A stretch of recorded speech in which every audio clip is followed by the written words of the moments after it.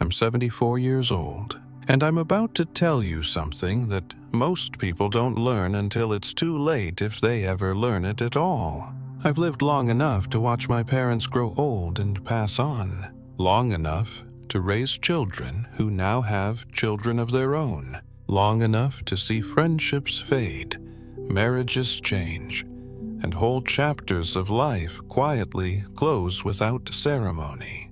And after all these years, there is one truth that still sits heavy with me every morning when I wake up. I spent most of my life believing I had time. We all live that way, don't we? We tell ourselves we'll slow down later, we'll say what matters later, we'll be present later. We act as if time is a savings account we can keep dipping into whenever we're ready. But I didn't learn the cost of that belief at 70 or even at 60. I learned it at 30 years old, and it took me 44 years to fully understand what that moment was trying to teach me. It was the summer of 1981, late July, a Thursday. I remember because the air was heavy and still, and I'd just come home from work exhausted and irritated over things that don't even matter anymore. I was 30, married 5 years, 2 young children asleep upstairs. My wife Ellen was sitting at the kitchen table. No television on, no radio, just quiet. She asked me if I wanted to sit with her for a minute. I didn't even look at her when I said it. Not right now, I told her. I'll be there in a bit. I never did. That night turned into the next day, and the days turned into years. I didn't realize it then, but that sentence, "I'll be there in a bit," would quietly follow me for the rest of my life. Here's something no one warns you about. When moments pass, they don't leave loudly. They don't announce themselves. They just go. They take with them the conversations you meant to have, the apologies you planned to make, the gratitude you assumed you'd express someday.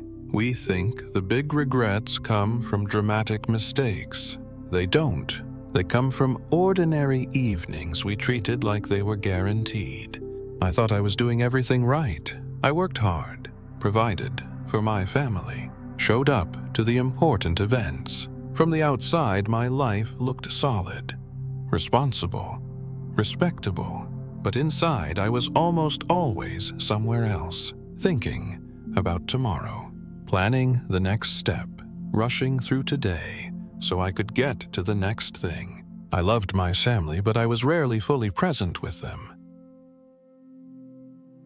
And because nothing bad was happening, I told myself that meant everything was fine. Here's what took me 44 years to understand. The real lesson isn't that life is short. Everyone knows that. The real lesson is that you forget.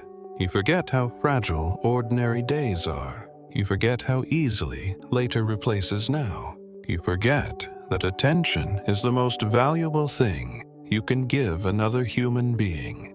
And forgetting doesn't feel dangerous while you're doing it. That's what makes it so costly.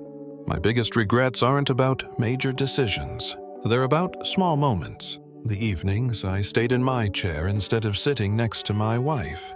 The times my kids wanted to tell me something and I half listened while thinking about work. The weekends I said I was too tired to go for a walk. I told myself I was being practical.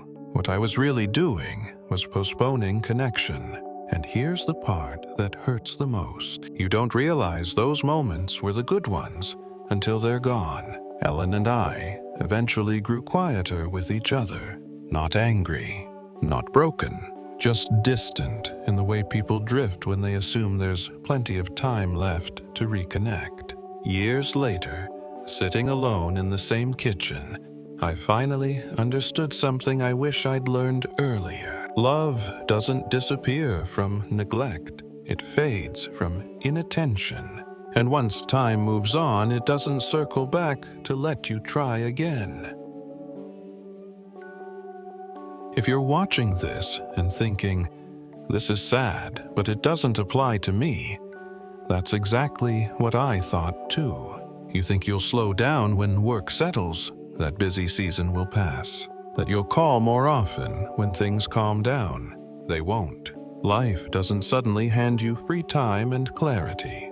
You have to choose presence while everything else is still demanding your attention. If your parents are still alive, call them today, not tomorrow. Today. If there's someone you love that you keep meaning to sit with, do it now, not when you feel ready. You'll never feel ready. I'm 74 years old now. I've lived long enough to know that the moments that mattered most weren't the milestones. They were the quiet ones. A conversation at the table, a walk with no destination, listening without checking the time. Those moments were always available to me. I just didn't choose them often enough. And that's my real regret. Not what I failed to achieve, but how often I wasn't fully there while I was living my own life. If I could go back and speak to my 30-year-old self, I wouldn't tell him to work less or aim lower. I'd tell him this: stop waiting, stop assuming, stop trading today for a future that isn't promised. Be where you are, with who you're with, while you still can, because I promise you, with everything I've learned in 74 years, later never comes.